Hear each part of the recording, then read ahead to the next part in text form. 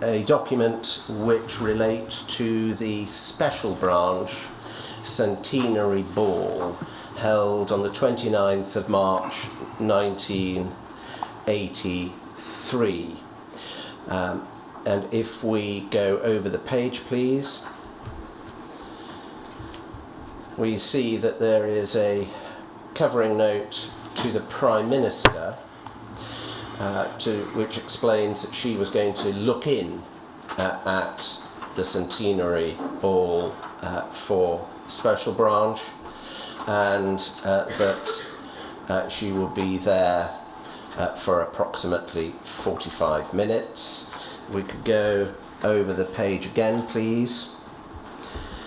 The Prime Minister's briefing includes a number of documents. At item 1, a brief history of Special Branch. If we could go, and it says that she was expected, she, the Prime Minister that is, was expected to say a very few words at the function.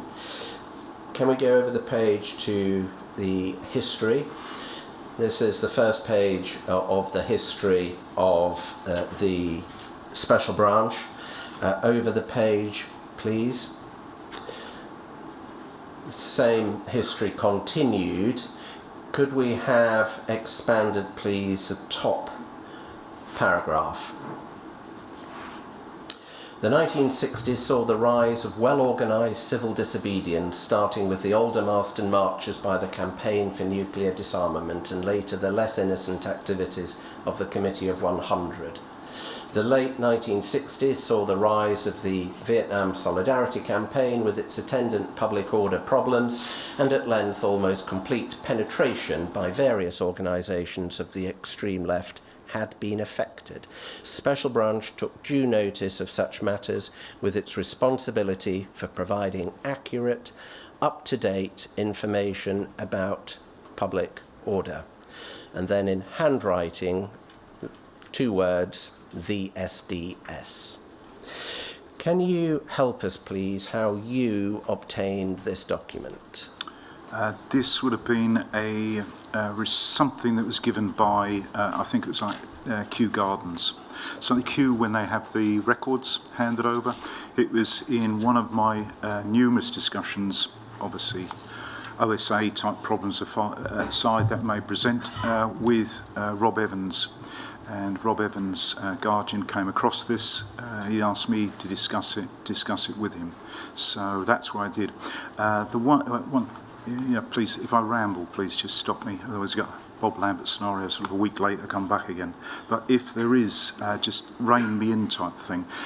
The SDS itself was actually linked to the Vietnam Solidarity Campaign. Yeah, I can stop you there because we've looked into that in some detail. The question I have for you is who wrote the words the SDS? No, sorry.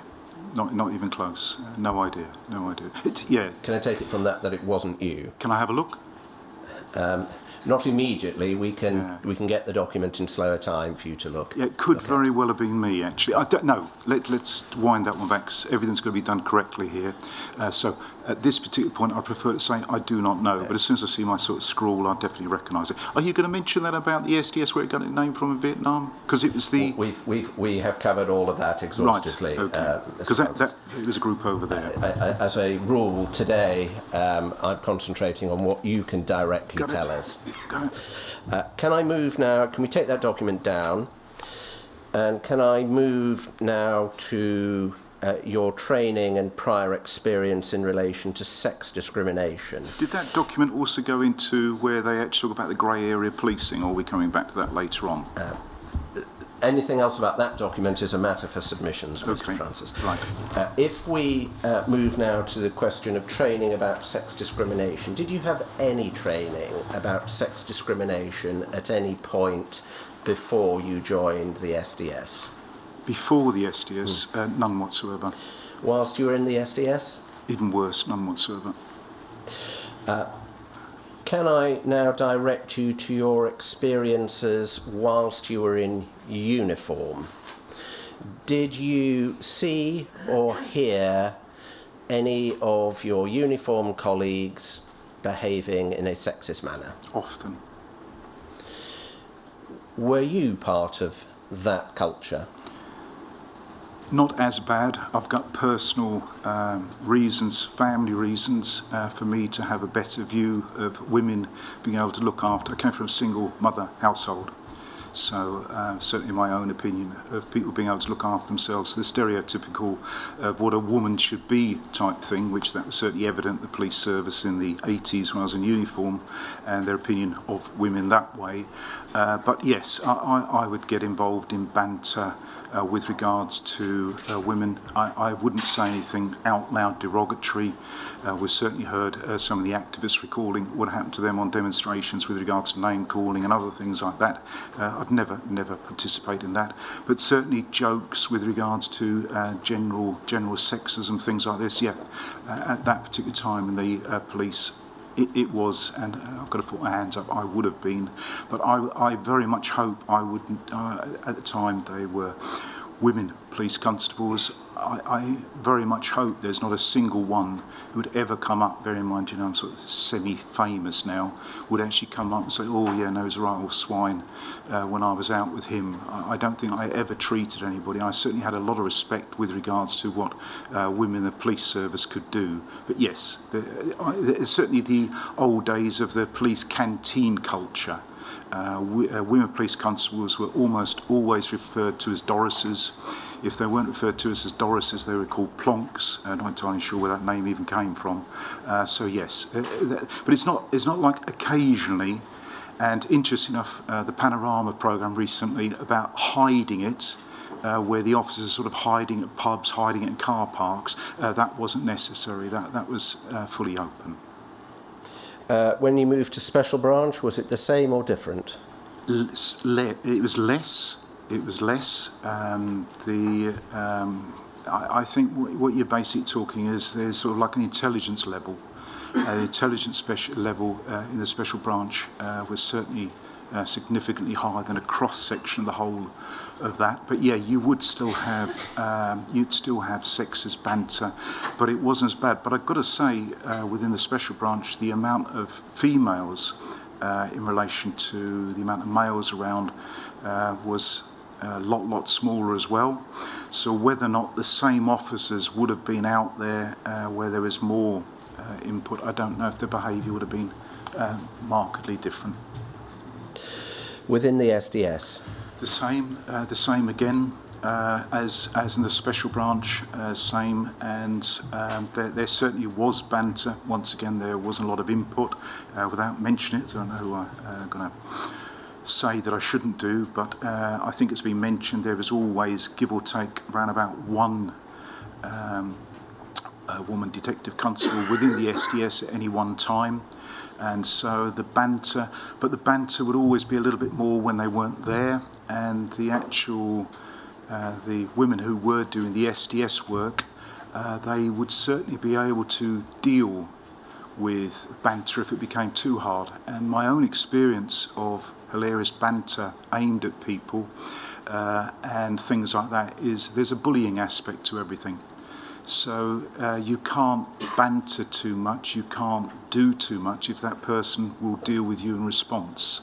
And certainly the women on the SDS were feisty. So there's a police saying called FIFO, and that's F in or F off. And that was throughout the police force. You had to accept it or you left type thing. But that banter stroke bullying was only up to a certain level that almost the other person allowed to take place because they wouldn't react properly. Almost like being at school again. If you react to it, it gets there. Can I move now to the question of preparation for your deployment and what might have been said about sexual relations in your undercover identity? You have said in your statement that Detective Inspector Lambert advised you to wear a condom. Can you help us when that was? So that wasn't the first advice I had from managers with regards to that, but that definitely was, and that would have been shortly, so the exact dates is Bob Lambert was definitely there in time for the big demo in Welling, so that's October 93. So I'm putting him round about there, and that advice to me would have been not long after, or in that sort of region. I was deployed at the beginning of September 93. He became manager end of 93, beginning of October 93. So his advice, amongst other advice, he just didn't sort of get hold of me and say, this is the advice, must wear a condom. That's rough. It was very early in my deployment. He made a point of asking me some other things, little helpful things. Do I know how to make a spliff? Little things like this type. Helpful things. But he said something very specific to me with regards to condoms. And his advice was basically to make sure that you use your own condom. And now he did not say at any time to me whatsoever that this is because I had a sexual relationship and I didn't use a condom. I was given a condom, but I can definitely remember his advice was different to another manager who just talked about generally the use of condoms. He said specifically make use your own, and he basically elaborated by saying that he was aware that somebody else became unstuck by using a condom that had been provided to him by one of the activists. Any truth and reality, I don't know at all. No names just at the moment, but did he identify that officer? No. And I didn't ask any further either. The whole questioning with regards to the STS and whoever you were speaking to, there always seemed sort of like quite a fine margin between what they were sort of telling you, and if you probe too far further, you just wouldn't get there. And I certainly had that feeling with Bob. Can you help us with the circumstances in which that conversation with D.I. Lambert arose?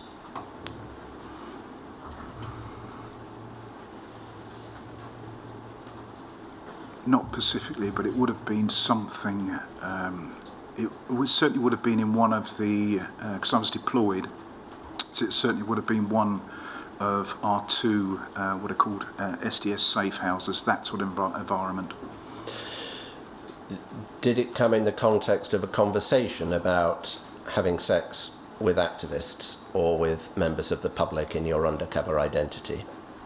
Yes, within the whole thing of what I was sort of doing out there, and it was basically from, if in the event I did end up having sex, it was just a cautionary tale, and it certainly wasn't done. There's not a single aspect to when you are undercover, you mustn't have sex when you were undercover. That wasn't even hinted at. It wasn't encouraged.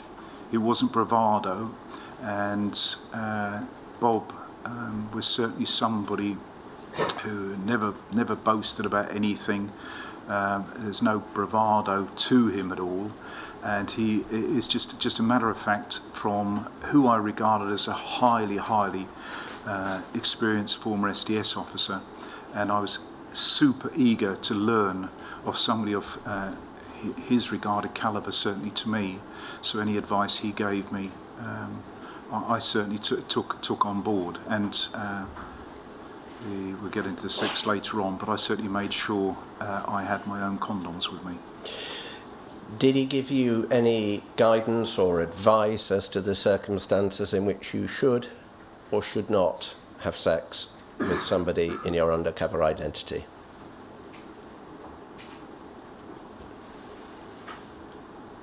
No, it was a very generalised talk.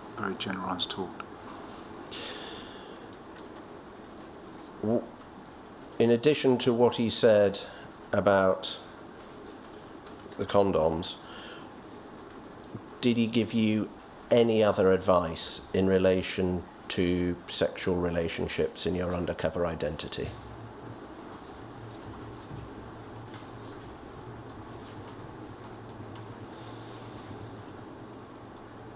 As far as I can remember, I don't think we even had another discussion about it there afterwards.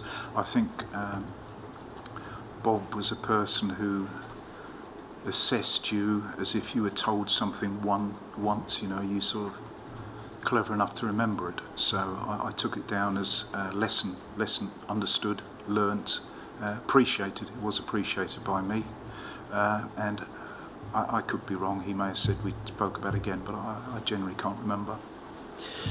You said... Sorry. You're dropping your voice. Sorry, yes, sorry. Those Apologies. in the room won't be able to hear what you say. Apologies, yes.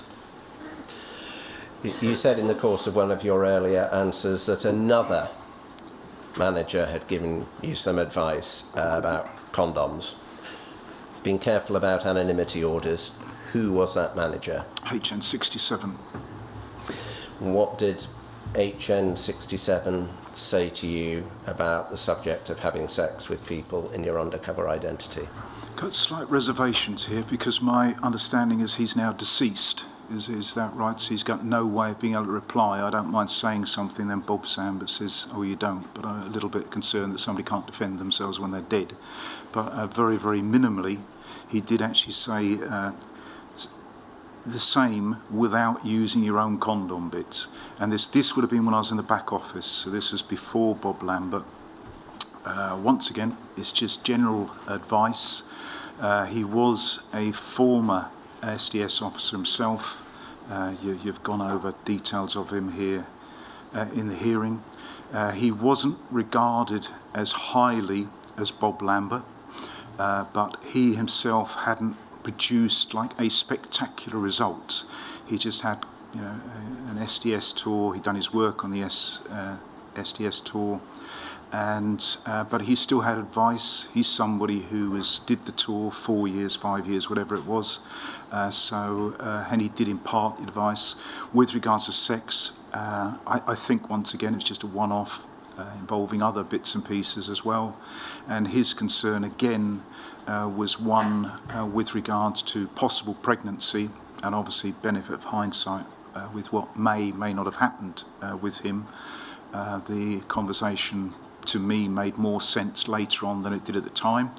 I appreciated it, but one thing I would say, because obviously there are women here in the back here, at no point did any of them whatsoever give any consideration to the women.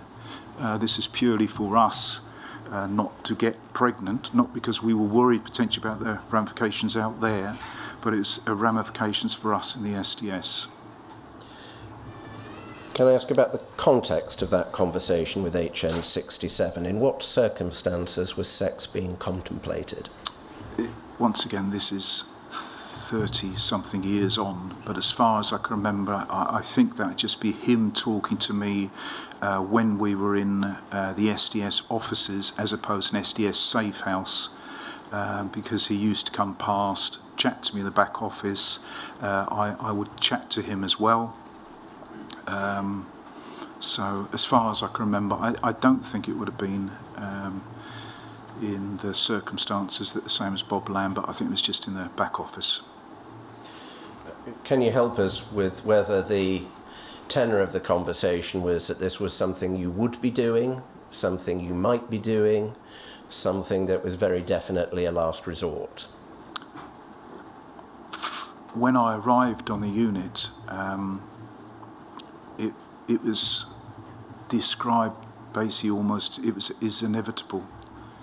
And I don't want to say anything disrespectful to any of the activists, but certainly the way that the activists were being portrayed by the management was that sex, when you were undercover for that period of time, it was almost an inevitability.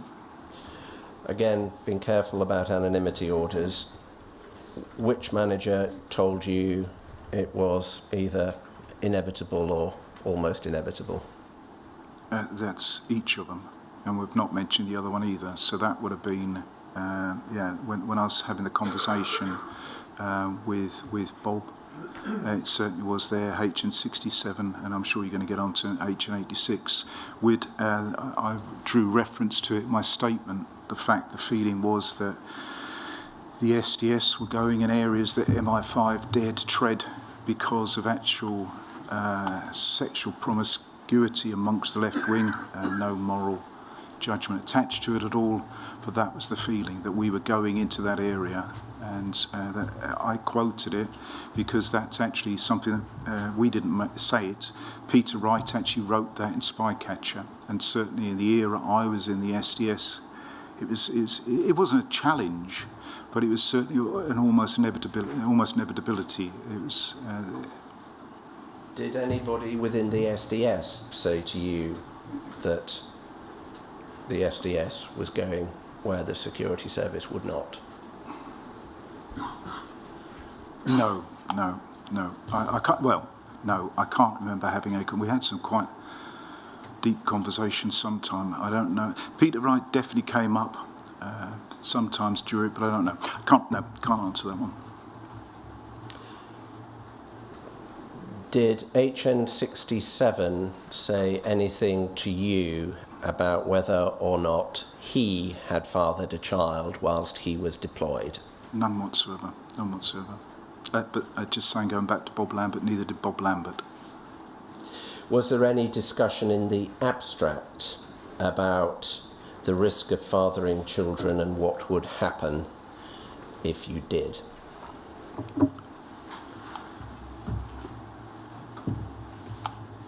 No, it was never said this is going to happen if you have a child when you were out there. No. Can I move now to the matter of Chitty? We have seen documents which show that in the spring of 1994, a report was written about Mike Chitty, and amongst other things, it's clear from that report that it was known that he had been having a sexual relationship with an activist both during and after he was deployed. When did you first learn that Mike Chitty had been having sex with an activist and had maintained that relationship after his deployment? And that's the SDS discussion paper that I disclosed. Is that the Yes. one? So that's there. Because the SDS discussion paper was written, I was out the back office, but the Mike Chitty saga was certainly very, very big when I was in the back office. So I can't remember exactly when, but it was certainly during my time that I was in the back office. I was very aware with regards to Mike Chitty had gone seriously wrong on behalf of the SDS, and there definitely was a female involved. We have got a record to suggest that Acting Chief Superintendent HN337, if you don't know who that is, you might want to check on your cipher list.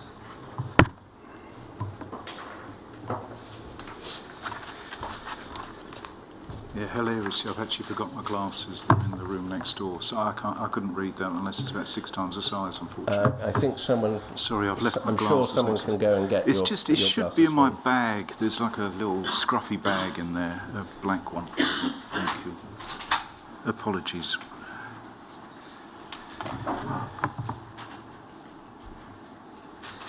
Well, I'll come back to that in a moment.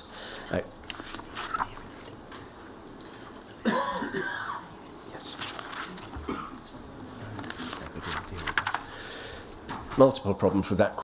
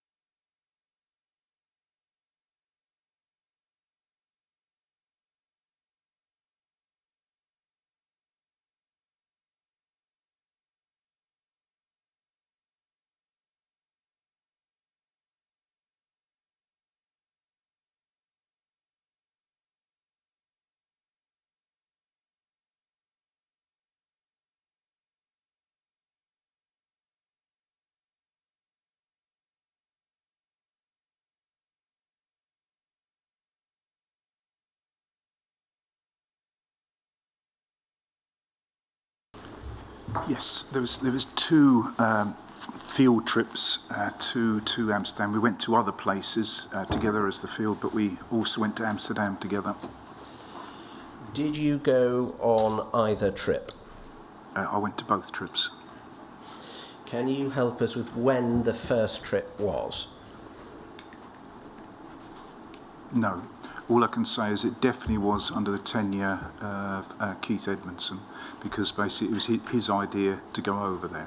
So it's sometime before then, and it wouldn't have been in my last year. So whenever he came on, sometime before January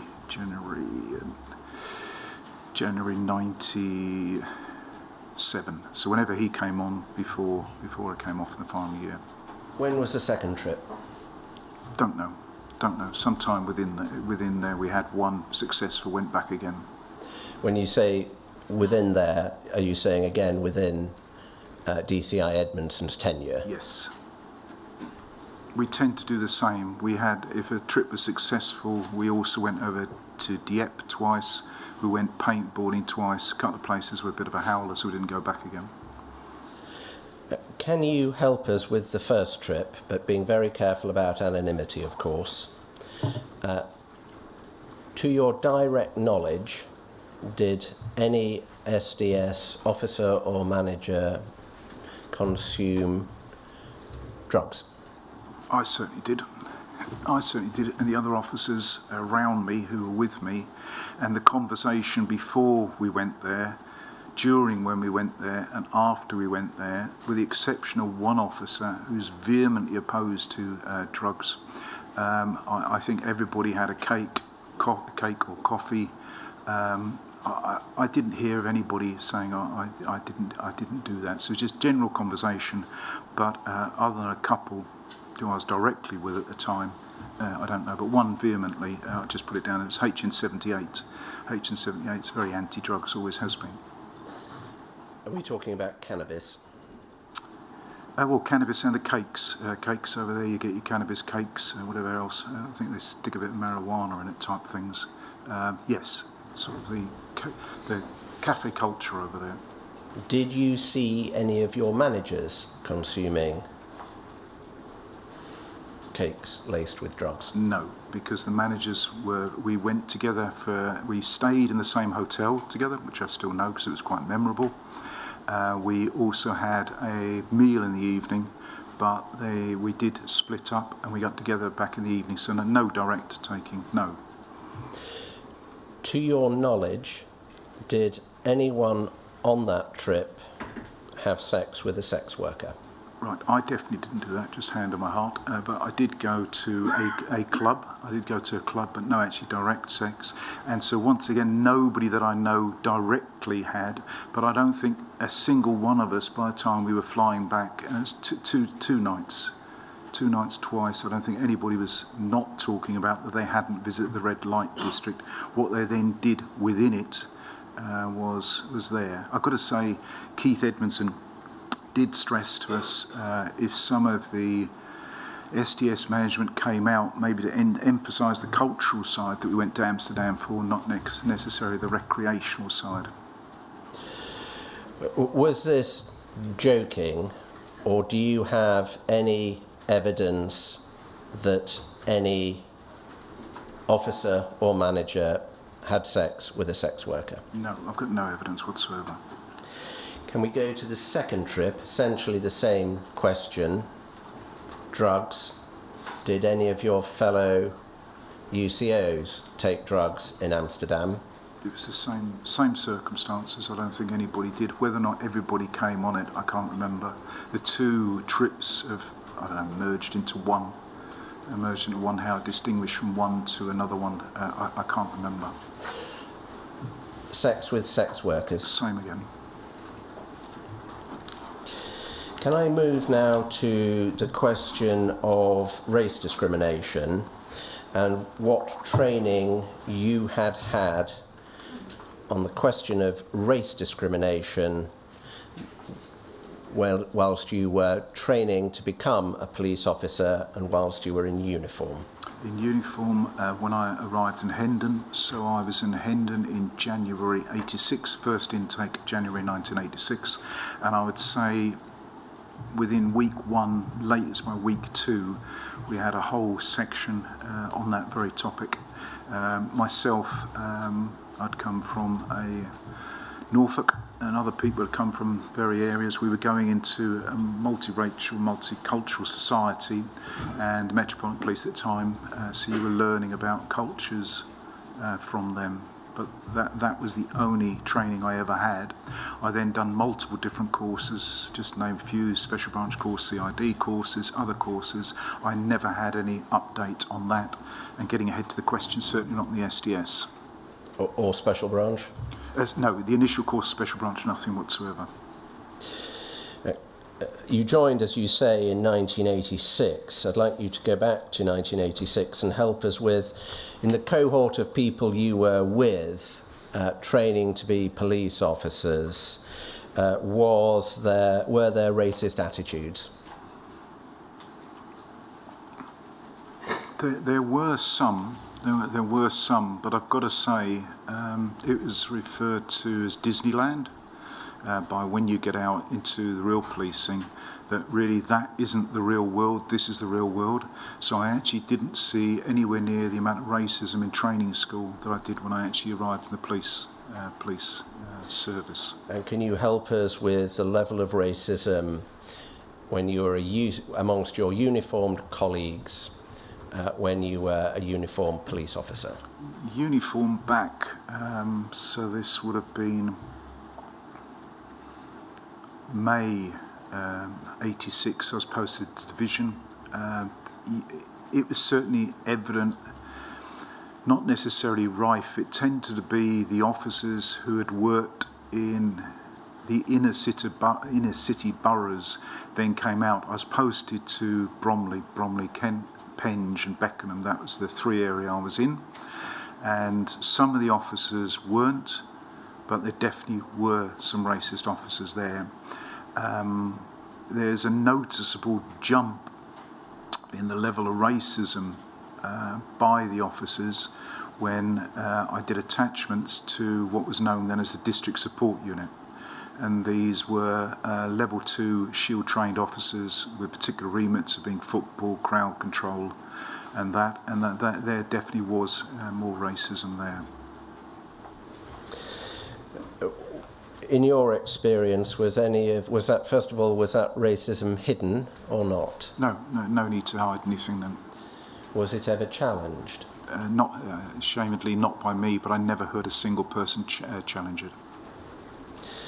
And can you give us a rough idea of how diverse the Metropolitan Police Service itself was in 1986 on the front line? When I arrived at saying it's Bromley, Penge and Beckenham, there was one police officer who was black at the time, and that was it.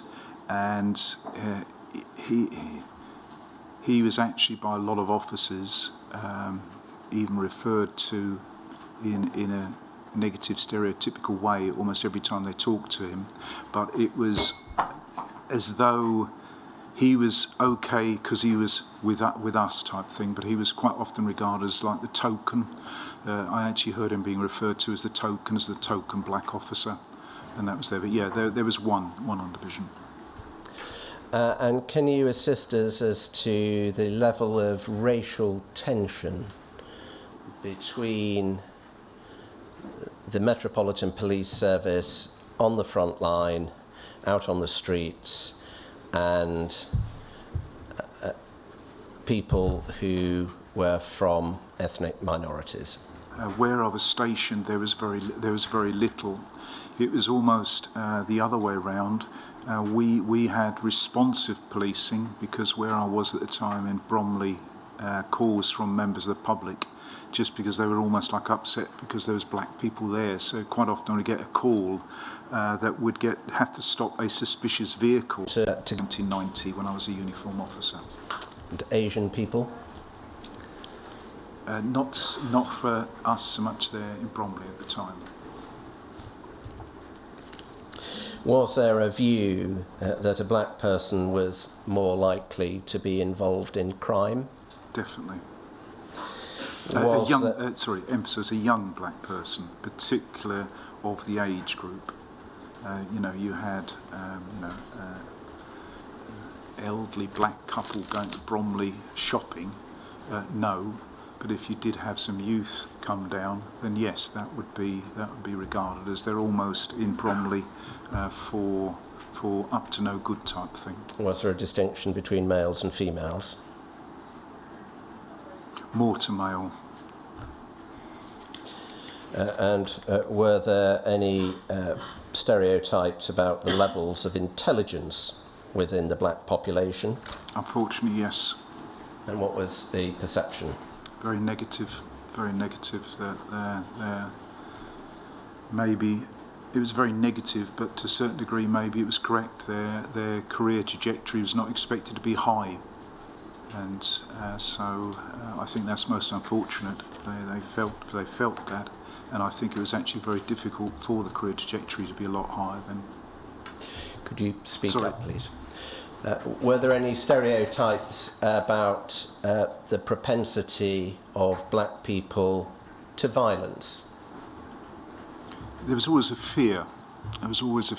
If you had a group of black, particularly young people together, that they congregated in a larger group, they'd be concerned that it's almost inevitable that it might be problematic.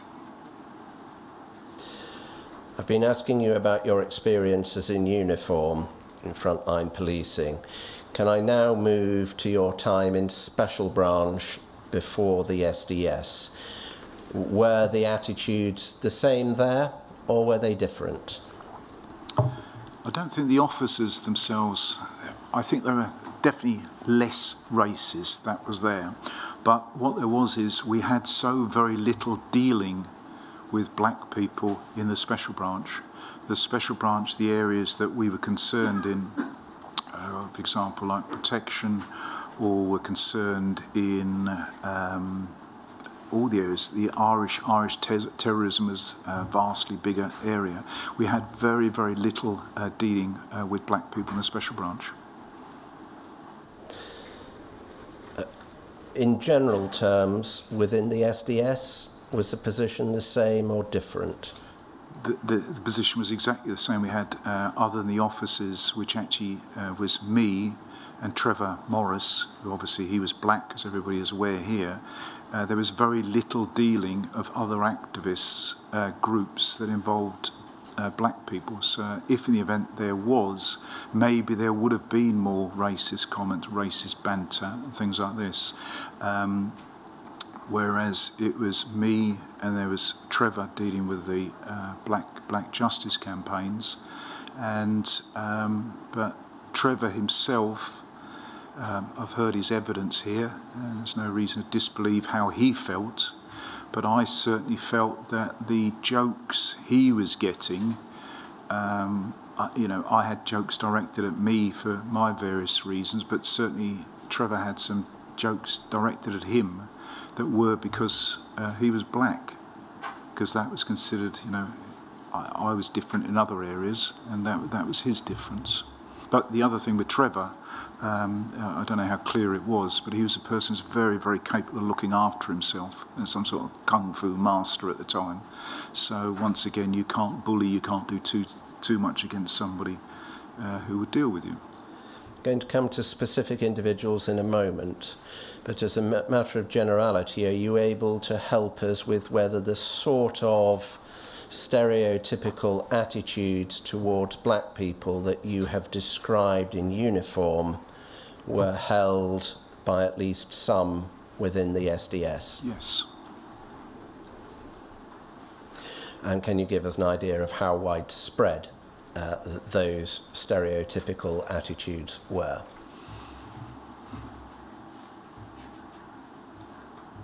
The worst examples, the two managers that no doubt we're going to get on to, but the other ones, I don't know, just general banter. So there'd be laughs, there'd be jokes, but I'm saying you'd have the same jokes levelled at people who were, say, I don't know, some from Welsh, or they were overweight, or they were women.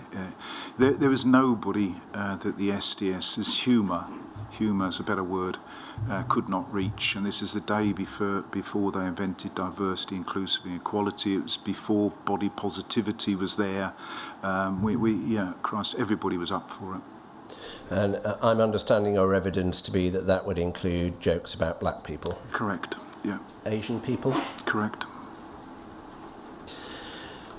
Were you aware that there was a particularly high incidence of racial violence, and in particular attacks by white people on black and Asian people in southeast London in the early 90s?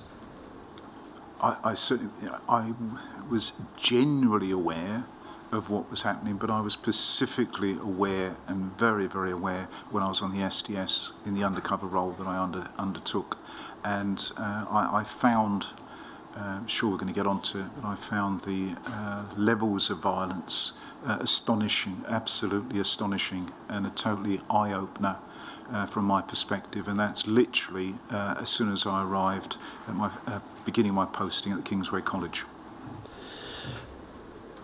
I'm interested in just a little bit earlier than that. Were you aware, you were obviously, as we're going to come to, aware of the murder of Stephen Lawrence. Were you aware of the murder of Roland Adams when you were in the back office?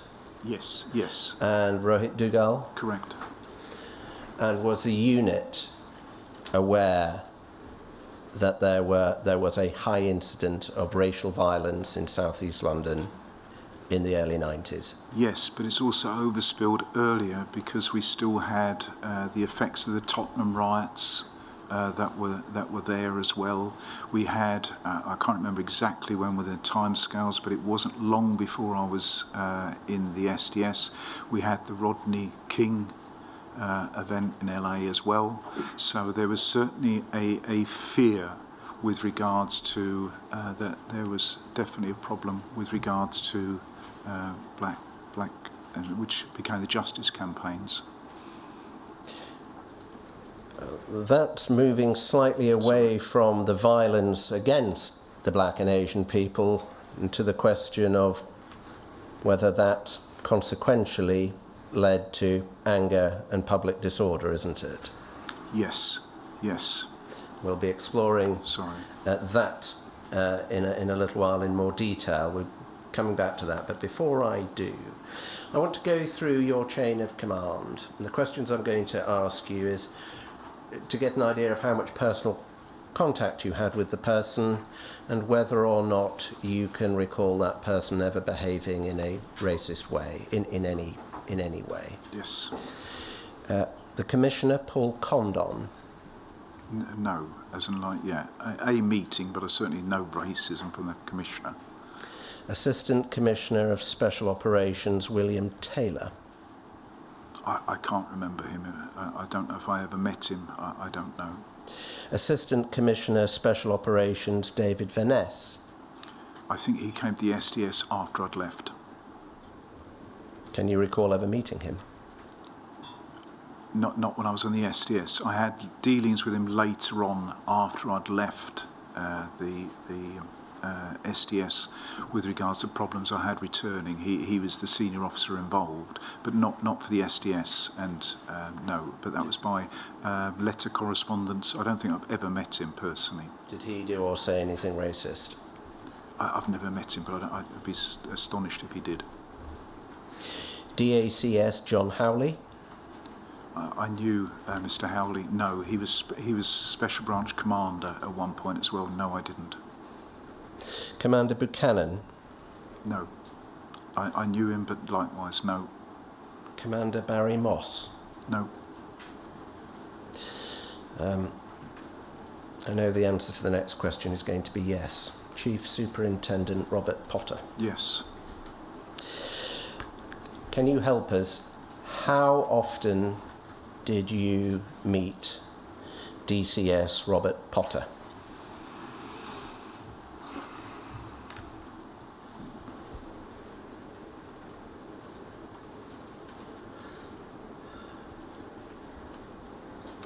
I met him once before I joined the SDS when he told me I was going to go on the SDS. There was no evidence of racism then. Then when I was on the SDS, I believe he came out before he unceremoniously left the police service in October 2, maybe 3 times. I'd probably hedge my bet on twice. And where were these meetings? First meeting was in his office, or we're talking about the SDS meetings? Well, you've told me the first meeting pre-SDS he wasn't racist in any way. Yeah. As I'm understanding our evidence, there are 2 more. You meet him on 2 other occasions, which are both whilst you're in the SDS. Yes, and they're both in the safe houses. I can't remember which one. I can certainly remember the October one. That was what we called Central London OP, which that was there. But the other one, I don't know if that was at West. But basically, it would have been the SDS safe houses, as they were called. Can we deal with the first one? In what circumstances did you meet DCS Potter on that first SDS occasion? I would have been still in the back office at that time, so he would have come out to the SDS meeting. Like I say, I can't remember if that was Central London or West London OP. Came along. He was a very... Can I just stop you there? Sorry. For what purpose did he come? To rouse the troops type thing. He was there in place before I arrived in the back office. You're obviously aware of his posting dates, I'm not, but he was already Chief Superintendent. And by the time I first saw him come out, apparently he was an unusual senior officer because he was involved in the group. He'd come out to become the groups, and the best way of describing him is he actually was almost like one of the lads. And I felt the way... Sorry, can I stop you there? When you say he'd been involved in the groups and come out of the groups, what do you mean? Sorry, what did I say? I thought you said Yes. he'd been involved in the groups and came out. Yeah, no, this is what I personally thought. Because the way he wasn't standoffish like the management, almost not understanding what the SDS was about. It was evident to me that Bob Potter had a sort of a grasp of what the SDS was doing, almost how hard it was. He socialised with us hard as well, like a good drink. Other managers, they sort of come out, they sort of go around the room, they go, this is what DC Francis does, this is who he is, and all this not blah. They don't sort of listen, they might have a quick drink and off they go. Whereas Bob, he'd make a point of actually chatting to you. I don't want to say he's actually dead as well, isn't he? So he's got no reply again. He is dead. See, this is slightly difficult. Yeah, obviously, you must tell us the truth and the whole truth. When you say he would drink with you, can I take it from that on that first occasion, not only did he talk to the officers, including yourself, but also he drank with you? Yes. For me, at the back roll, he didn't have a really lot to say to me the first time round, because really I was in the back office, so really he was talking more with the field officers who were out there. But yeah, sort of give the wrong impression of the SDS meetings. There quite often was a drink involved. You were allowed to drink during the course of the meetings, but they didn't necessarily have a lot of drinking. But certainly what struck me is when he was there, as opposed to other senior officers when they came out, he was really happy to have a good drink. And the SDS was happy that they were seen to be having a good drink in his presence as well. Now, sticking with this first SDS occasion, was he speaking to individuals separately, or was he addressing the whole unit, or was there a bit of both? A bit of both. Did he say or do anything racist on that first occasion? His demeanour of nearly everybody, yes, he certainly would have made some racist comments, not hugely, but he was definitely, it's just the way he was in lads' company. So I certainly heard him use some language which necessarily in the SDS you just didn't hear, but as he was the governor in charge of the unit, that's there. Can you help us with the language that he used on that first occasion that you heard?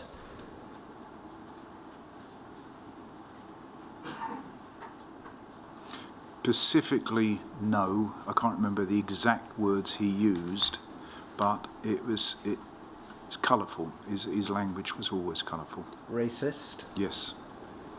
Did he use the N-word? I do not believe so on that occasion. Did he express any views about the black community in general? He did not hold them highly. He did not hold the activists highly either. Well, my question was, did he express any views on that occasion? Yes, yes. Can you help us with what those were? As in, because by then there was quite a lot going on within the, I think you described it, the black, I don't know, problem at that time. It was building, it certainly was building by then, and you could see that he had an agitation with regard to the effect it was having on public disorder. Can you help us with whether this meeting was before or after Stephen Lawrence was murdered?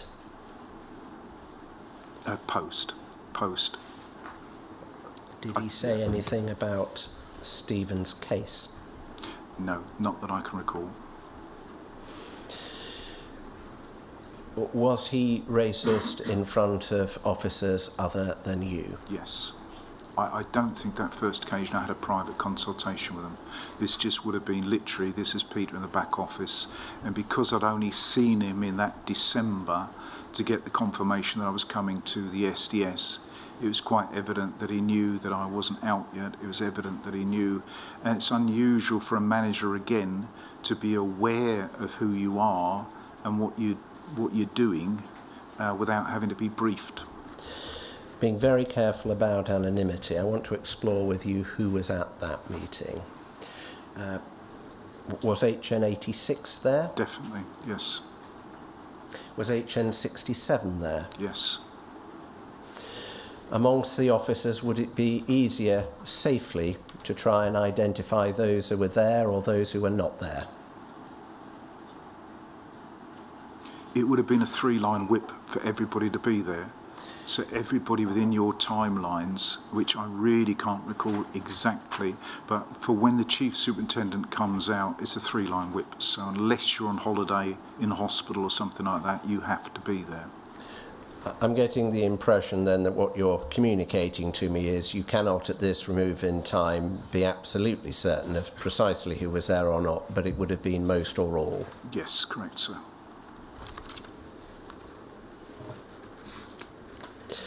Was there anybody that he moderated his behaviour around?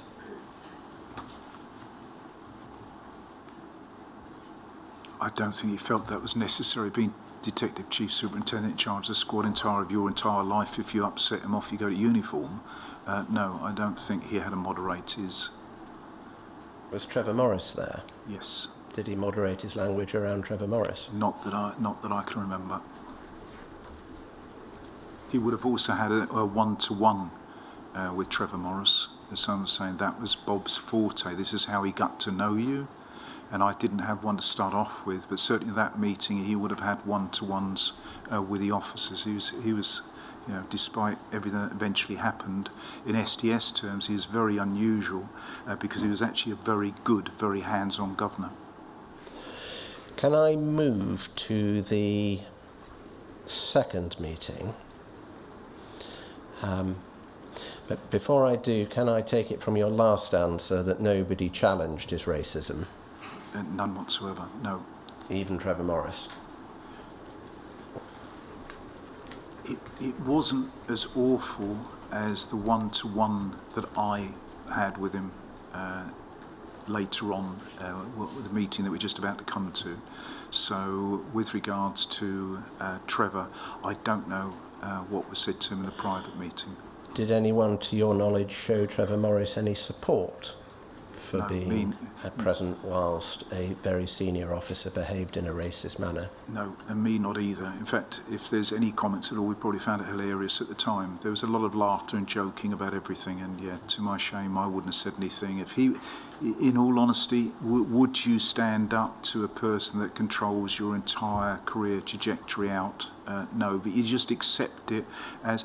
He was known as Potty Bob, no offence, he's dead type thing, but he was known as Potty Bob. So if say for example, you've mentioned already, Mr. Howley was entirely different, very dapper, Bob was also a rugger bugger type. That was just a branch terminology. He played a lot of rugby, drank, urine, pints of urine, all that sort of stuff.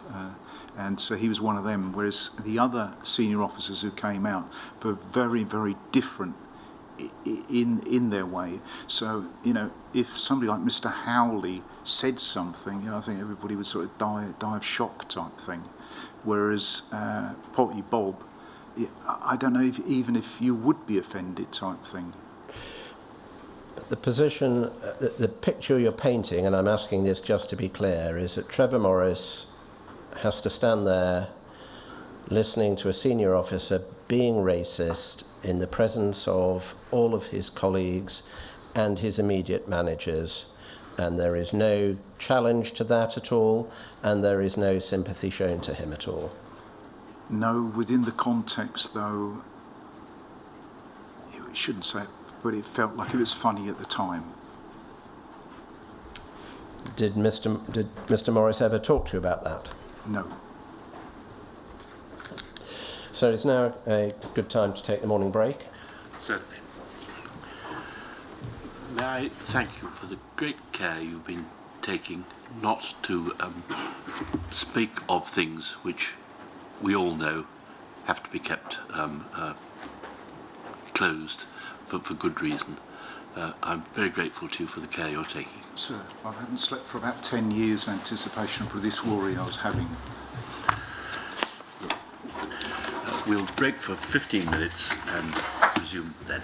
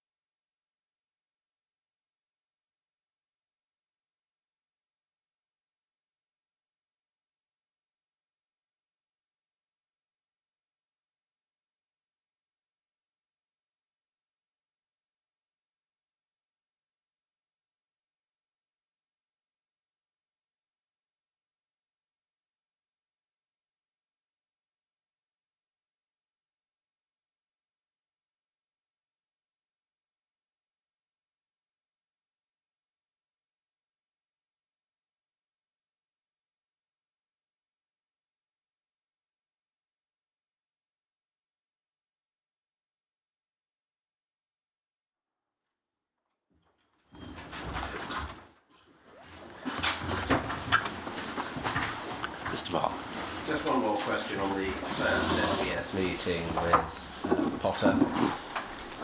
Can you recall any racial slur that he used in front of others on that occasion? No, my requirement's to be truthful. I can't remember specifically. It's the second meeting. You've told us that was after you had deployed. Can you help us with that? First of all, was that again a mixture of an address to everyone and then individual meetings? Yes, exactly the same format. Can we start with what he said in front of everyone? This was particularly notable, and this is why I can remember it well, is because we had the Welling demonstration on the Saturday, and this meeting then would have been on the Thursday following the meeting. So he was particularly, I think the whole of the unit was particularly hyper. Because we had, I know everybody's going to totally disagree with us, but we had, in policing terms for us, a very successful event. I know the criticisms, I know it's going to be a lot more directed at us, but we felt it was successful as the evidence, the intelligence we gave, the result, despite casualties, we felt successful. So the unit itself was on a hypo, but very noticeable. Chief Superintendent Potter was even more hyper than what he would be. So I can't remember what there was going on with regards to racism that he was saying there, because my own meeting that I had with him later on during the course of the evening was far more memorable than what he was saying. But he was certainly in the, some saying, disrespect for somebody who's dead type thing, but he was definitely a little bit more potty than he was normally type thing. In front of everybody? In front of everybody. He was hyper. And on the attendance, was it again everybody who could, it was either everybody or almost everybody there? As I say, it's, in parliamentary terms, it's a three-line whip. It's not just that you on the STS, we had so few managers come out to meet us. You wanted to be there. You actually wanted to be there. You wanted to make sure that the person in charge of the unit is actually aware of what you are doing. So, I would have even thought if people were going to be away, they would try to be there. So, yeah, three-line whip, unless you had a very, very good reason not to be there. Was 86 there? Absolutely. 67?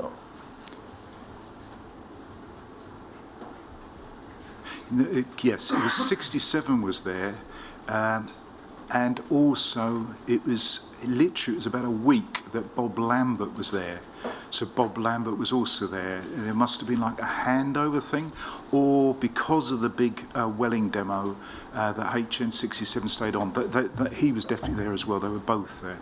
Can you recall how soon after the October the 16th demonstration this visit took place? It was the first Thursday afterwards. So literally it was the 16th. So if we count 4 or 5 days, whatever that is the day. You'll be able to know what the date is, because that led to his arrest on the same evening.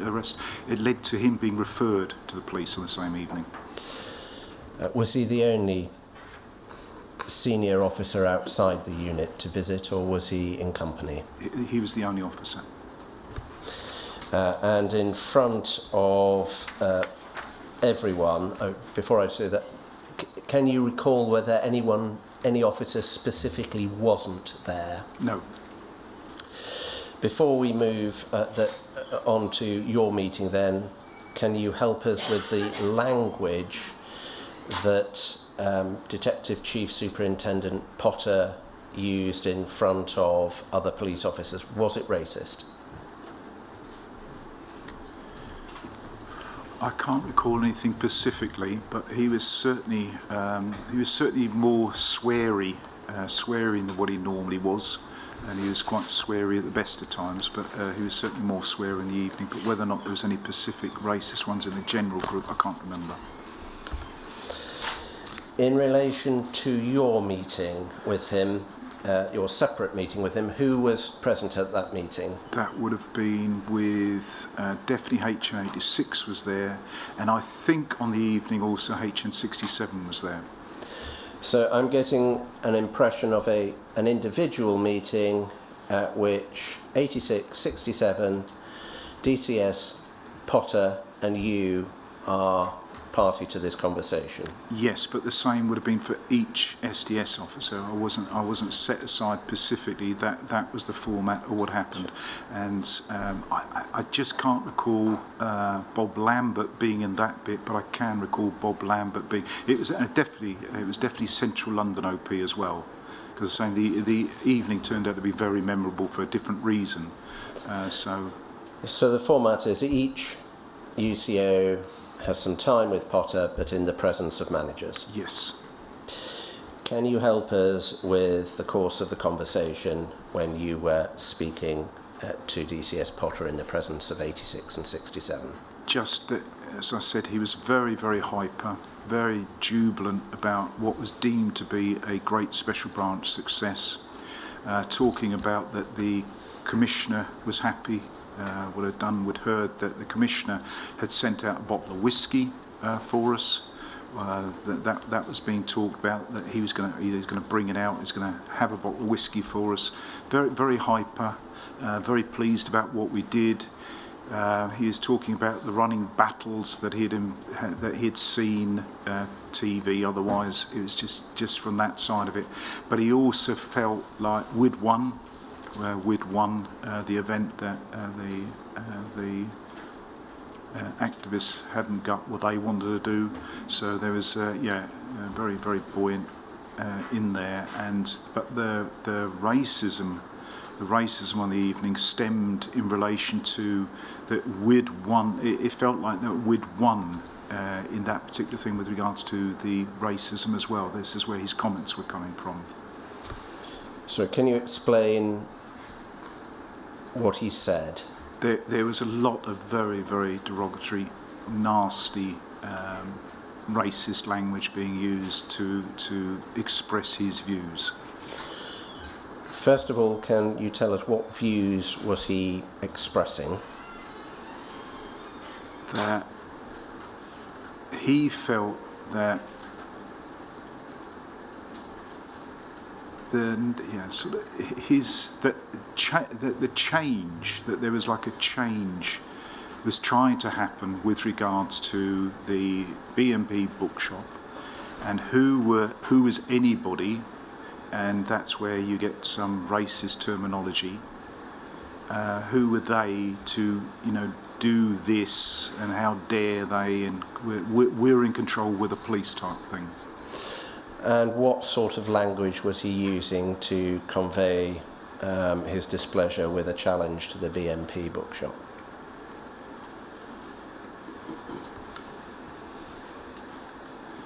Yeah, it's just the whole lot was just one tirade of anti-activism. His key line used to be that the right wing, go the right way around, the right wing had one brain cell and the left wing had two brain cells. So within all that negativity, plus there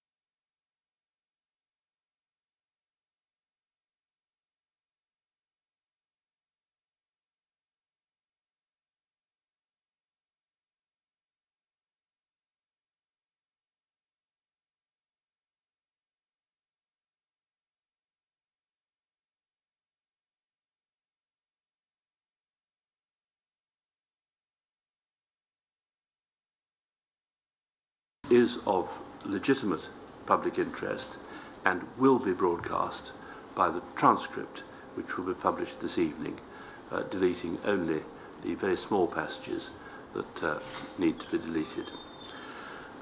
May I say that almost everybody who's had to speak of these difficult things has inadvertently said something that has to be the subject of the sort of order I've just made. Please don't worry. Indeed, I think on one view, you were not to realise that what you said may have crossed the line. But you've done admirably so far, including this incident. I'm grateful to you. No idea what I've just said. No, I'm well aware of that, and it doesn't surprise me, because, as I say, you may well not have realised that there was a line to be crossed there. Thank you, sir. Thank you. No, not a clue. Not a clue. There we go. I'm here. Hope you don't ask the same question again. I can't answer it any other way. I'll try not to. Yeah. Mr. Francis, I was exploring with you the Monday meeting and what you were told about the incident involving DCS Potter. And in particular, my question is, were you and your colleagues told that there was a racist element to it? No, we were not told that. But rumour, there certainly was a rumour, but not directly told by H&86. A rumour that it was a racist Yes. incident? And did that come as a surprise to people? The pyrotechnic event that it actually took, that came as a surprise. The fact that he was racist should not come as a surprise to anybody at all. Was the rumour mill also saying anything about it being a sexist incident? No, and until I read the actual statement, I wasn't aware there was this. I don't know what I can say, but I was aware that he did something that wasn't racist but was a sexist. I've never been aware till I read that. Yeah, or we can say attempted to kiss somebody. I was not aware of that. Yeah. Was it known before the incident that DCS Potter was suffering from a pre-existing serious mental health condition? If it was known by me, no, but I don't think anybody was aware there was the word diagnosed, but certainly he had a history of having mental health problems, but it's very difficult in the branch what is known as diagnosed or what is just mental health behaviour. When you say behaviour, a condition that was capable of affecting his behaviour. Yes, but he was not alone. He was not alone in the branch with that. Coming back to DCS Potter, DCS Potter has denied using racist language in front of you. Are you in any doubt that he did? No, none whatsoever.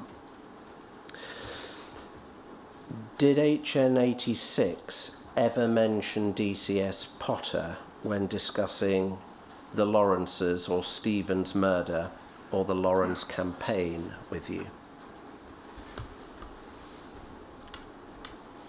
Did he talk to me about Potter with Yes. that?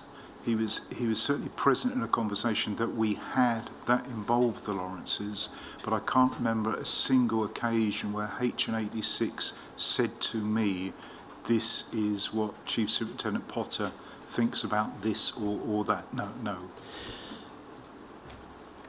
The conversation that you can recall at which both HN86 and DCS Potter were present and the Lawrences were mentioned, approximately when did that happen? The same meeting that this happened with regards to the Welling bookshop, which was all tied in with the Lawrence's campaign, because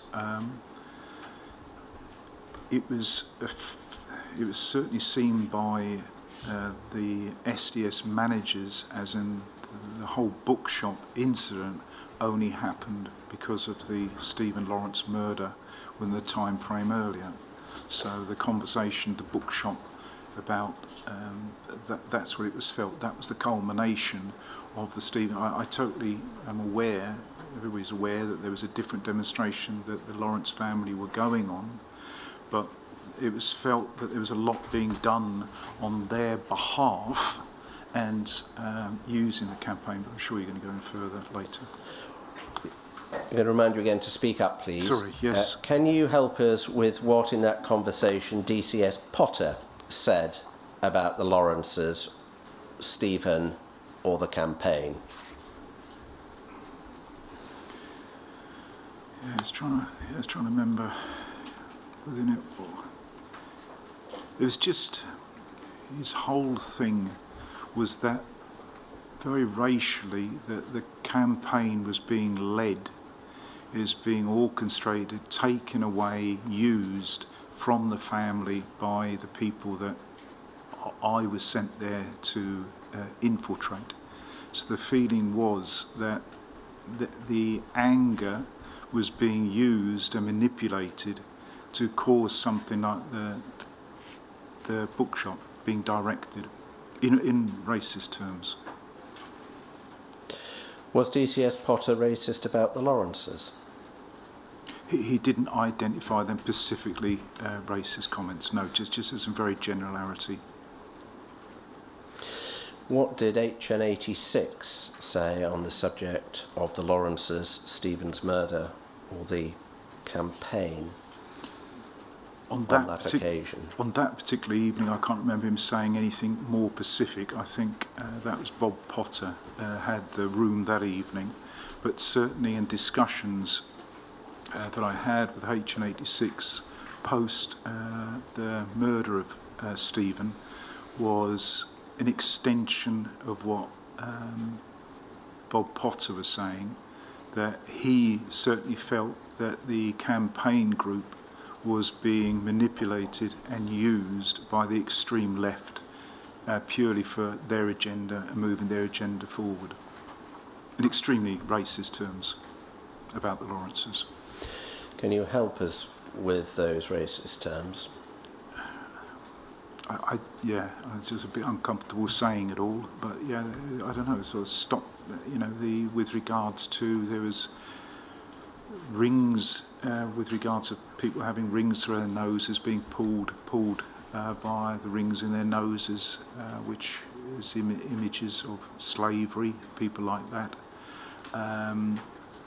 Monkeys being organised. Bob Potter, his main one, I heard him use was the N-word. HN86 main forte was always referring to black, not always. If he was particularly talking about them negatively, badly, he was always calling monkey. I apologise.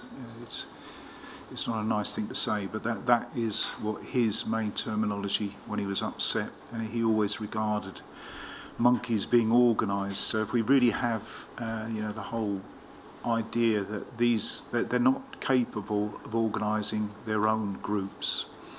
The left are there organising it for them, and basically they're too dumb to realise they're only involved because they're manipulating them.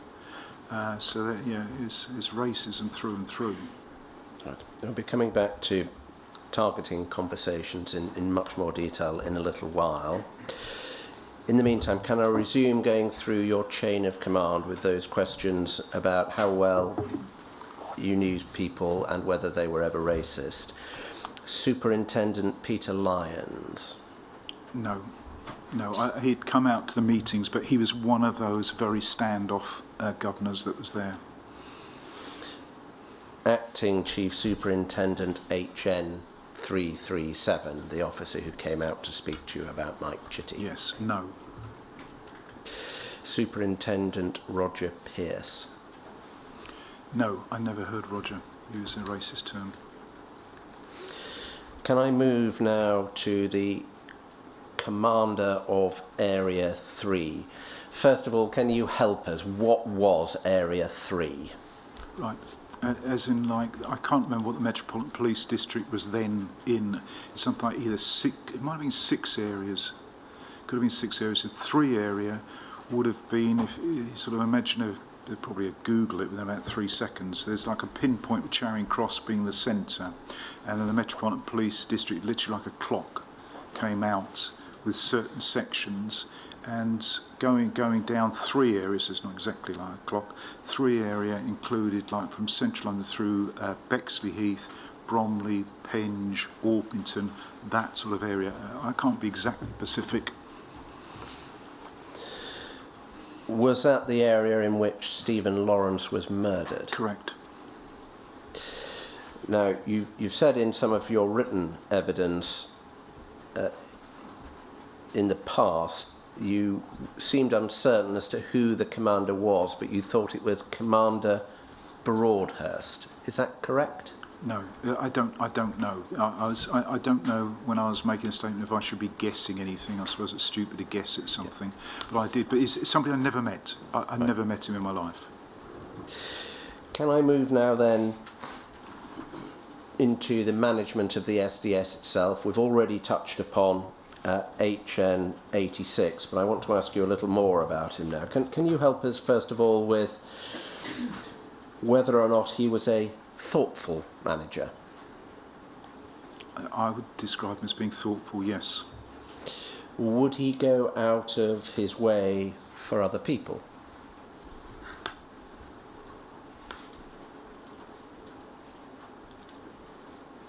He wouldn't risk his career over it.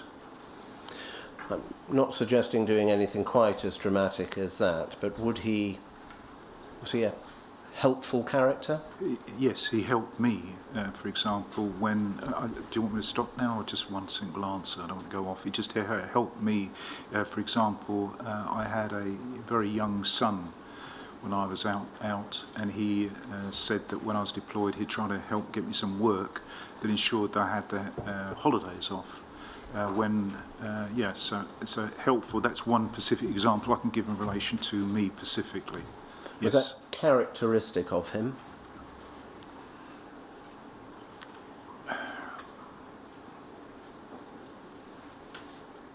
I'd say it's fair enough. Yeah, I'd say it's a fair enough characteristic of him. Were there any exceptions to who he would help?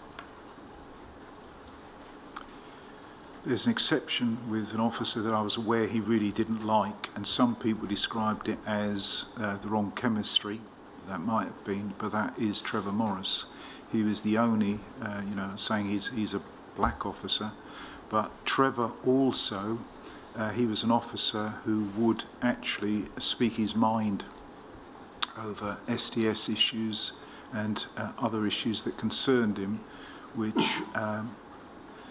not only was he black, he would also stand up. He would certainly say things like, say, with regards to some of the things that were going on the SDS, he would say to H86, which other officers, knowing what HN86 is like, and I certainly had an insight to what HN86 was like, and he was the governor. He was the governor, and you had to respect his authority. He was not into whatever it is, joint management or anything else. He used to describe his second in command, HN67, as, and I wouldn't trust him to burn a bit of toast. So he micromanaged every bit of it from there.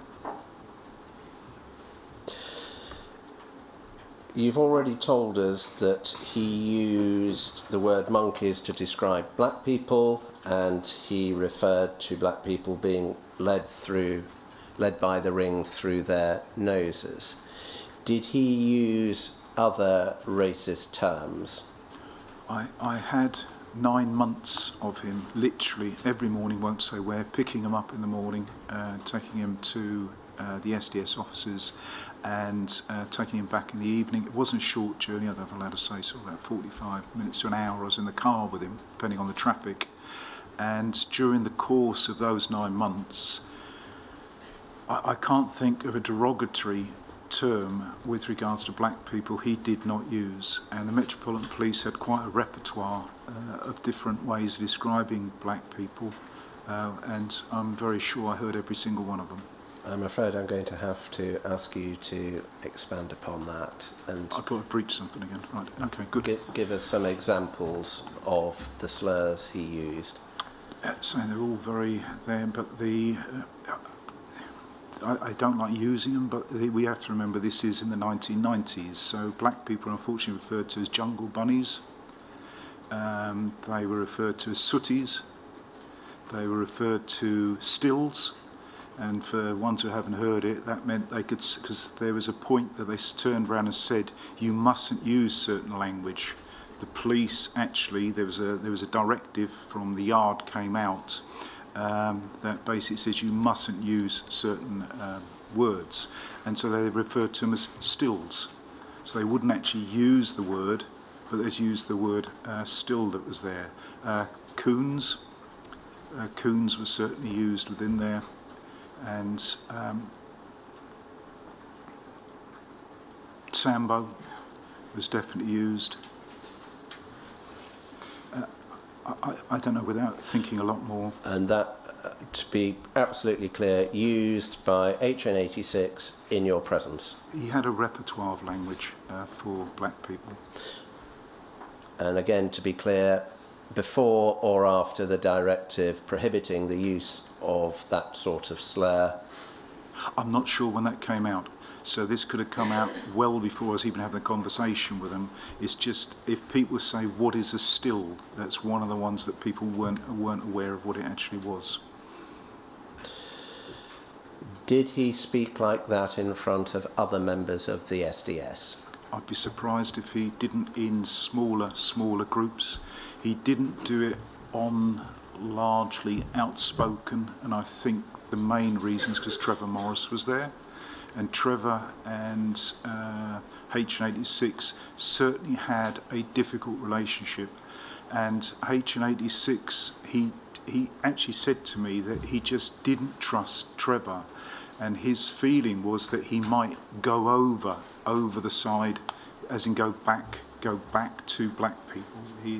This is when we get onto tasking, and why I think HN78 wasn't necessarily tasked with the same thing I was, but I'm sure you come back to tasking later. Did you hear HN86 used racist slurs in front of anybody else?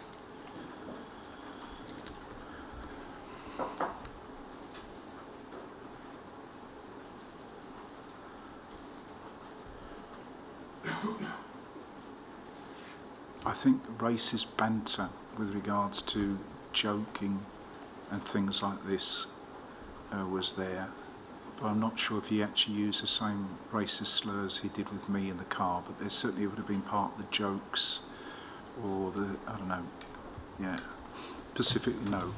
Can you help us with any racist banter uttered by HN86?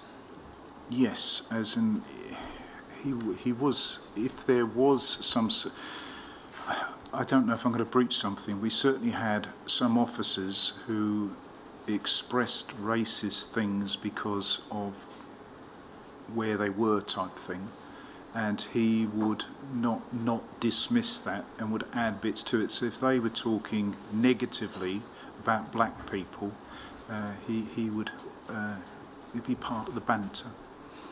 But I know we're getting into difficult areas now where it's there, but that's people maybe enroll more than otherwise. You have described a general atmosphere in which there was racist joking within the SDS. Did HN86 do anything to stop it? No, nothing whatsoever. Did he do anything to encourage it? I wouldn't put the word encouragement. I wouldn't put the word encouragement in there. But if he was the leader of it, if he had set a very, very clear example, that it wouldn't be tolerated, then I think it would have been entirely different. Did he participate in it? Yes.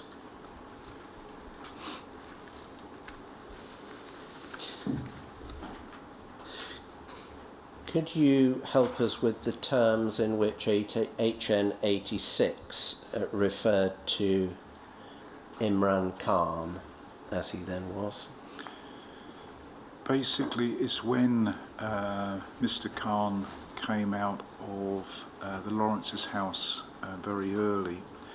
He was very concerned that Mr. Khan himself came out. His legal reputation preceded him, even then, let alone now, that really wasn't going to be a good day for the Metropolitan Police. But I never heard him specifically make any racist comments about the race of Mr. Khan. It was just himself with Mr. Mansfield was certainly known in a phrase of pain in the arse, the Metropolitan Police type thing. Was the phrase devil incarnate ever used in relation to Mr. Mansfield? This is as in like the whole idea of what they were when they basically walked out. So it was a joint thing. That's how he felt. And when I sat down later on with the solicitor with regards to the Ellison, Louis Sherrill Ambus, he turned round and he also described that as, was that my feeling at the time? That's how they were described. So I think H86, at no point did he run out and say, oh, the devil incarnate's walked out the front door. It's like a mad conversation. But it's his descriptive terminology of what was happening there.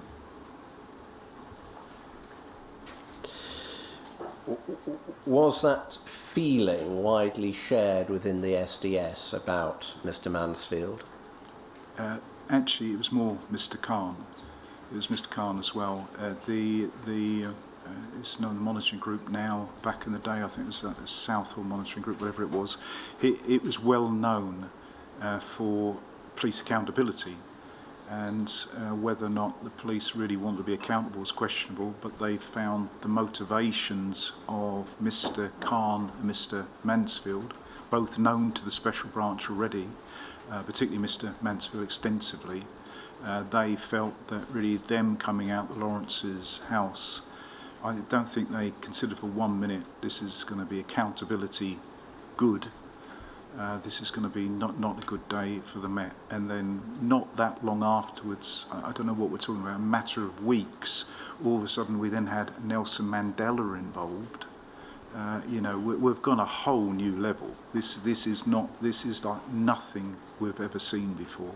And that upset, you could certainly see in H86 that this was turning into something extraordinary. And it is an extraordinary campaign to this day. Can you help us with the sort of things that were being said within the SDS about Mr. Khan?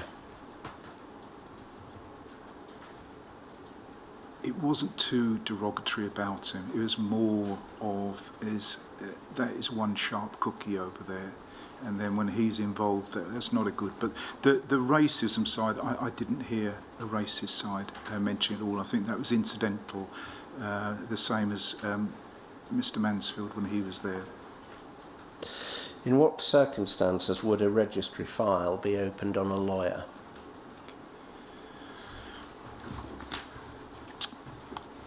You actually had, probably in the witness box, I would have asked Commander Gunn that question.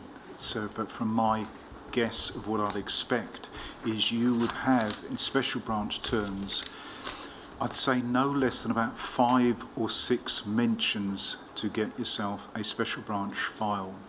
I think if they turn around and say, actually, he's a solicitor, I think they'd have to make sure that their definition of subversion really applied to them. The special branch officers and certainly the SDS officers were, and I regarded myself very much, you had to be very, very careful with regards to recording people because I was very aware. I know some of the SDS officers played like a numbers game. They'd do like lots of theirs, people on the reports. If you look at my reports, I listed as few people as possible because I always felt that after 5 or 6, you might end up getting a file. So getting back to Mr. Khan, he only had to be, or Mr. Mansfield, he only had to mention about sort of 6 to 8 times. It had to be DCI or above. I couldn't create a file. and they would literally go back to the officers and make sure that somewhere under that very wide range of subversion, that would count. If Mr. Khan was a member, say, for example, what was the Socialist Party thing at the time? So the Halliday Society. If he's like a member of something like that, which was like the Socialist Lawyer Group or whatever it was, that would, because that's a socialist group, yeah, that would warrant it. But anything above 6 to 8 things, I always took a great deal of care, hopefully, not enough probably, to make sure I didn't mention people. I've asked you a lot of questions about racism within the unit and racism of HN86. Can you recall any conversations whilst you were in the unit about Baroness Lawrence, which were racist?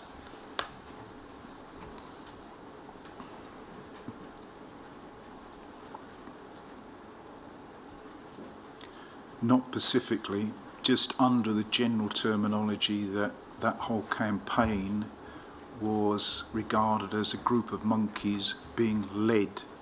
But I never heard Bob Potter, HN86, say anything specifically racist about the Baroness. I'll add to it as well, and Sir Neville Lawrence either, no. Dwayne Brooks? Yes, there was racist terminology used, particularly by HN86 about him. How did HN86 describe Dwayne Brooks? He really didn't like him. It's just insane. The whole thing is, obviously what happened to him there, total victim of what I ended up having with him. But HN86, just for whatever reason, it's apparent he really didn't like him. And in what ways was HN86's comments about Dwayne Brooks racist? He regarded, in his eyes, HN86 regarded Dwayne Brooks, and he'd never say his first name properly either, he'd make it sound thick. He regarded him as being the typical black teenager. I don't know enough about his circumstances. It's only the rumour I was aware at the time. But he was a bad kid. He was living in a hostel. His family didn't want him. He was in trouble. And that, for HN86, was the summary of him. It gets worse because on the evening, what actually happened, HN86 was quite specific about what his feelings were about Mr. Brooks, but saying, I don't know if I should be saying any of this. I'm afraid it affects him. It's required. Could you please tell us what was said? The word, no, well,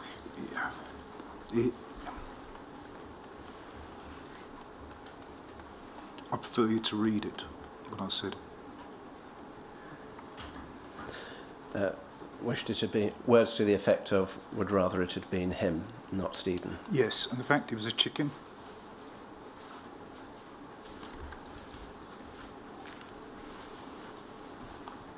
And that was HN86? Yes. And how sure are you that he said that? Oh, 1,000%. And where were you when he said that?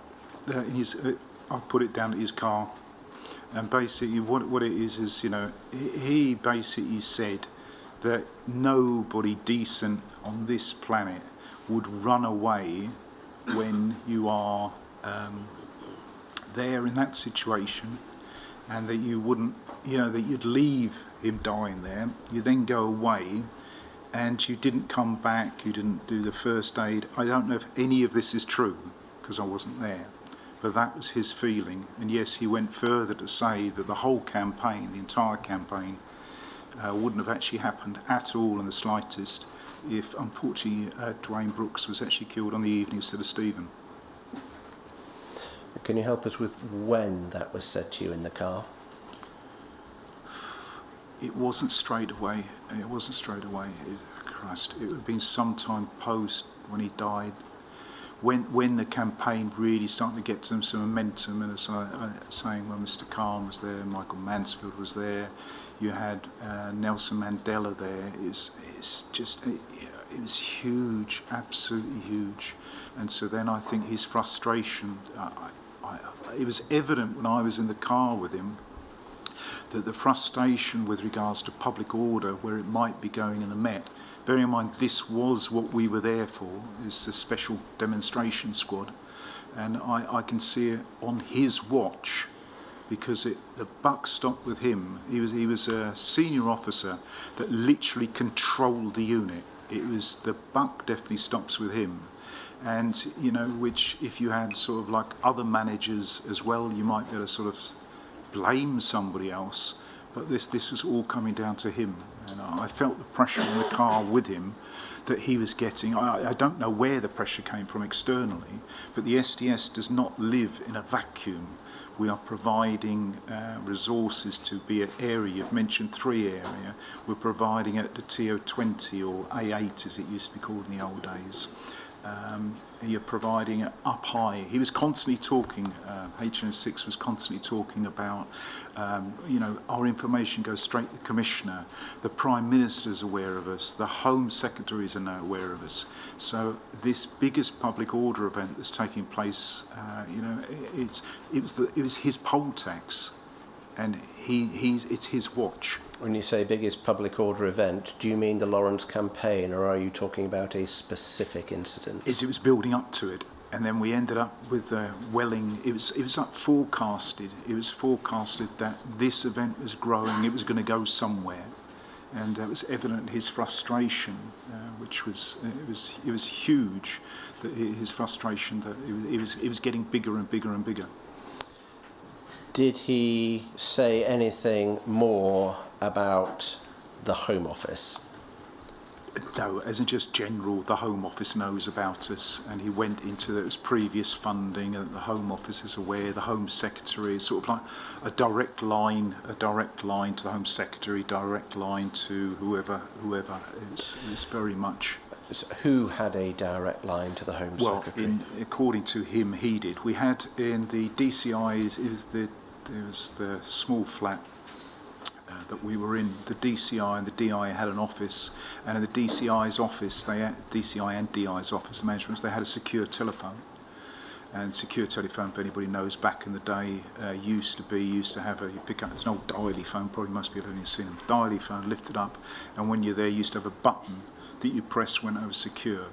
And so, you know, that isn't, you're not ringing up just the special branch randomly for that. You're taking some serious high-end calls for that.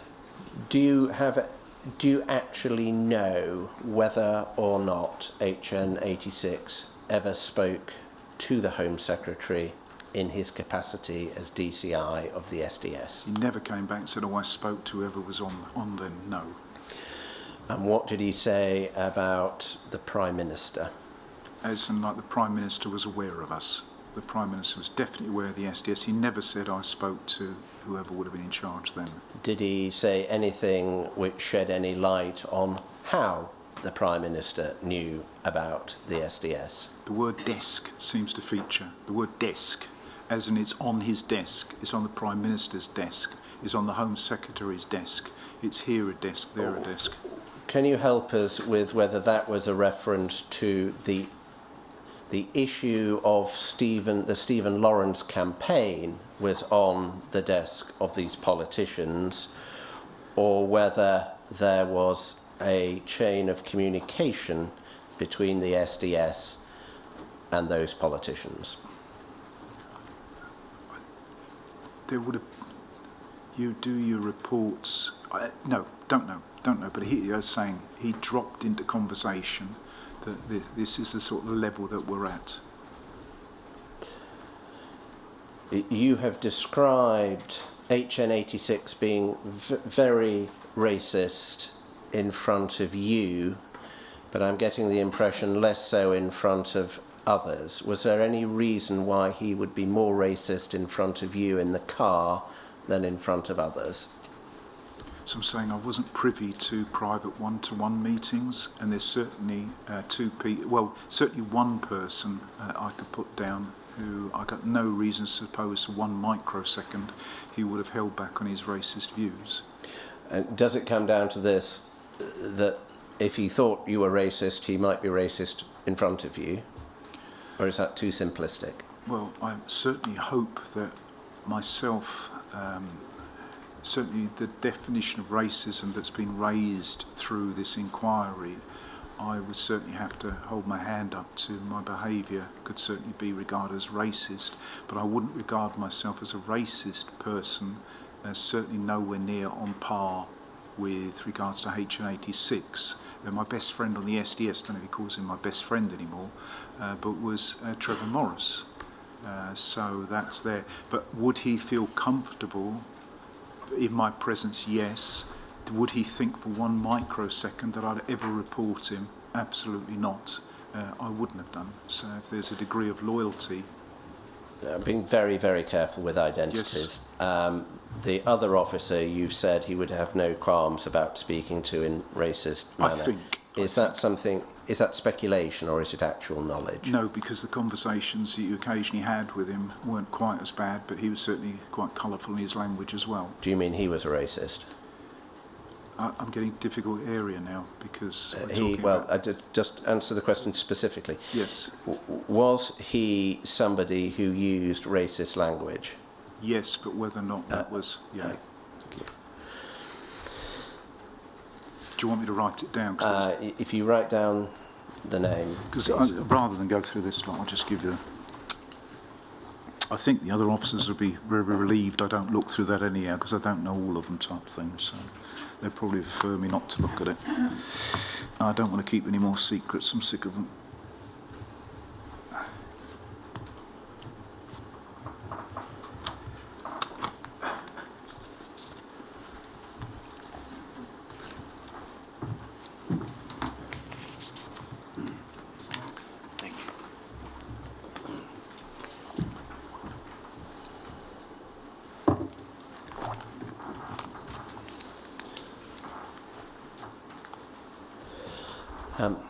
I'll show it to you in a moment.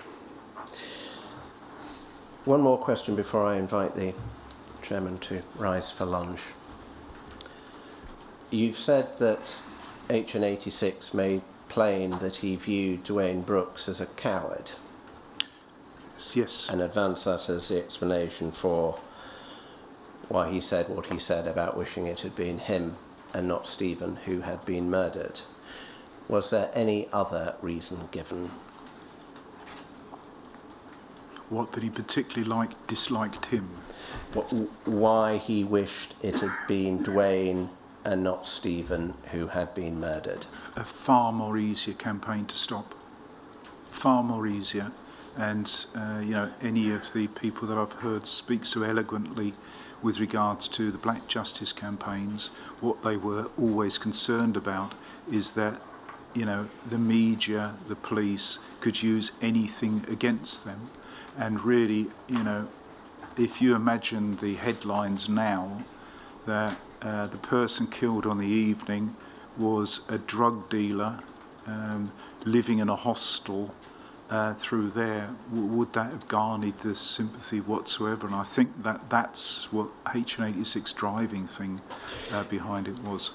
Would it be fair then to say that at a relatively early stage after Stephen's murder, there was an appreciation within the SDS that Stephen came from a good home? As soon as the Metropolitan Police themselves were aware of that, through what we've just mentioned there, Special Branch Area Liaison, it certainly wouldn't have taken long to filter into the Special Branch, then the SDS of that. It certainly wouldn't have been, and it might have been directly as soon as anybody in a senior position in the 3 area were aware of the family. I think the Baroness described it so well, of saying that the police felt that she wasn't a typical family, which presumably she meant a typical black family. And as soon as that became known, I'd be very, very sure that it had been filtered high on into us with the same feeling. When did you first get the impression that Stephen came from a good home?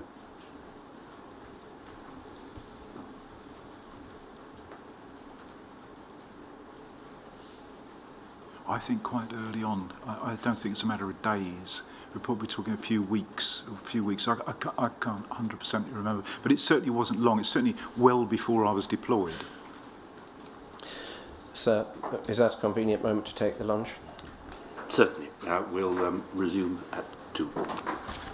Otherwise,